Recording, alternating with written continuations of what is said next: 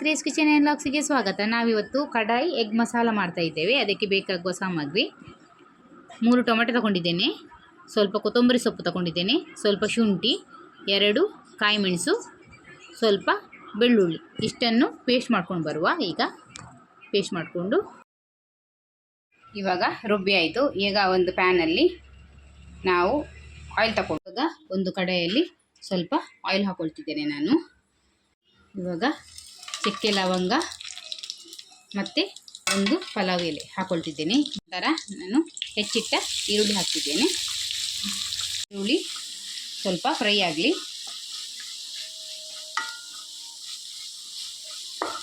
Brown colour ಬರಬೇಕು, ಅಷ್ಟರವರೆಗೆ fry ಮಾಡಿ. Golden brown ಬಂದರೆ ಸಾಕು.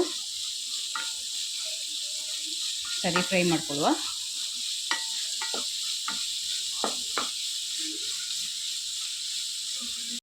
ಇವಾಗ ನಾನಿಂದ ಪೇಸ್ಟ್ ಮಾಡಿಕೊಂಡ ಮಸಾಲೆ ಹಾಕೊಳ್ತಿದ್ದೇನೆ.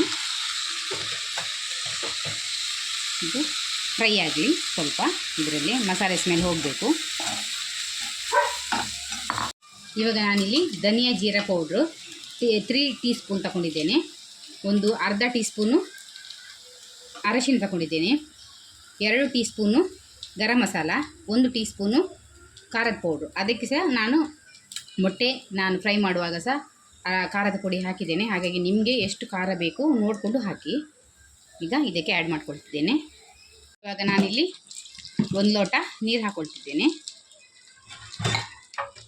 ನಾನು ಇಲ್ಲಿ ಗ್ರೇವಿ ದಪ್ಪ ಆಗಿದೆ, ಹಾಗಾಗಿ ಸ್ವಲ್ಪ ಅರ್ಧ ಲೋಟದಷ್ಟು ನೀರು ಪುನಃ ಆ್ಯಡ್ ಮಾಡ್ಕೊಳ್ತಿದ್ದೇನೆ. ಇವಾಗ ಒಂದು ಪ್ಯಾನಿಗೆ ನಾನು ಸ್ವಲ್ಪ ಎಣ್ಣೆ ಹಾಕ್ಕೊಳ್ತಿದ್ದೇನೆ. ಈಗ ಬೇಯಿಸಿಟ್ಟ ಮೊಟ್ಟೆನ ಈ ಥರ ಫ್ರೈ ಮಾಡ್ಕೊಳ್ಬೇಕು. ಎಲ್ಲ ಮೊಟ್ಟೆನ ಜೋಡಿಸಿ ಫ್ರೈ ಮಾಡ್ಕೊಳ್ಳುವ.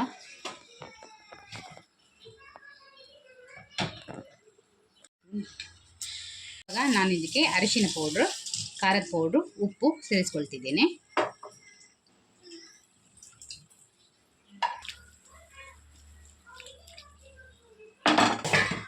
ಸ್ಲೋ ಫ್ಲೇಮಲ್ಲಿಟ್ಟು ಫ್ರೈ ಮಾಡ್ಕೊಳ್ಳಿ.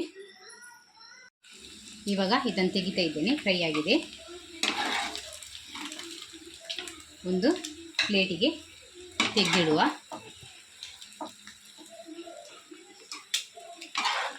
ಮಸಾಲೆ ರೆಡಿಯಾಗಿದೆ. ಈಗ ನಾವು ಫ್ರೈ ಮಾಡಿ ಇಟ್ಕೊಂಡ ಮೊಟ್ಟೆ ಹಾಕುವ.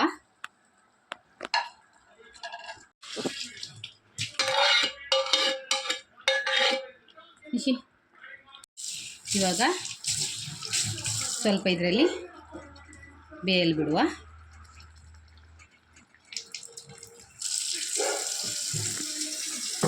ಇವಾಗ ಗಾರ್ನಿಷಿಗೆ ಕೊತ್ತಂಬರಿ ಸೊಪ್ಪು ಹಾಕುವ. ಎಗ್ ಕಡಾಯಿ ಮಸಾಲ ರೆಡಿಯಾಗಿದೆ ನೋಡಿ. ಚಪಾತಿ, ಪೂರಿ, ನಾನ್ ರೋಟಿ, ರುಮಾಲ್ ರೋಟಿ, ಗೀ ರೈಸ್ ಯಾವುದ್ರ ಜೊತೆನೂ ಕಾಂಬಿನೇಷನ್ ಒಳ್ಳೆ ಇರ್ತದೆ.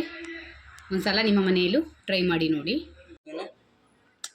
ವಾವ್, ನೋಡಿ ಸೂಪರಾಗಿ ಬಂದಿದೆ. ರೈಸ್ ಜೊತೆನೂ ಒಳ್ಳೆ ಕಾಂಬಿನೇಷನ್.